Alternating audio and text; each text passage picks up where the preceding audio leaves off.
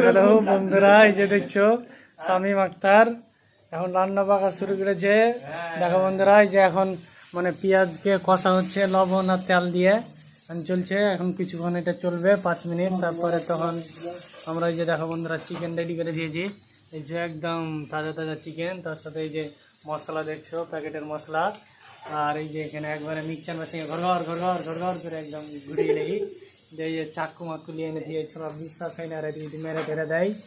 হ্যাঁ বুঝতে পারছো, এই দেখা চলছে সেই করে কষা হয়ে গেল এখন। হ্যাঁ আর এই যে দেখছো আমাদের শামীমদা, ওর মাংসের হাতের রান্না ছাড়া আমি খাই নি। হ্যাঁ বছরে একদিন করে হলেও ওর হাতের রান্না খাই, বাকি অন্য জায়গাতে খাইনি। তো হচ্ছে আর গ্যাস দুটা দিয়ে এনো, ভাত রান্না হয়ে গেছে, তোমাকে দেখে দিই ভাতটি। হ্যাঁ এই যে দেখো বন্ধুরা ভাত রান্না হয়ে গেছে আর কি, খুব ছোটো হাঁড়িতে কইজি লক হয়ে গেছে লাগছে, খুলে না কেনে। এই যে দেখছো ছোটো হাঁড়িতে ভাত রান্না করে ইয়ারা, ক্যামেরাতে দেখে ছোটো ছোটো লাগছে, মানে মেলাইটি ভাত রান্না করে আমরা। পেঁয়াজটা এখন কিন্তু একদম সেই পয়সা আস্তে আস্তে আস্তে লবণ দিয়ে কিছু দিনই, কিছুক্ষণ পরে দেখতে হবে একদম মাংসের কালারটা, তার জন্য কিছুক্ষণ ওয়েট করো।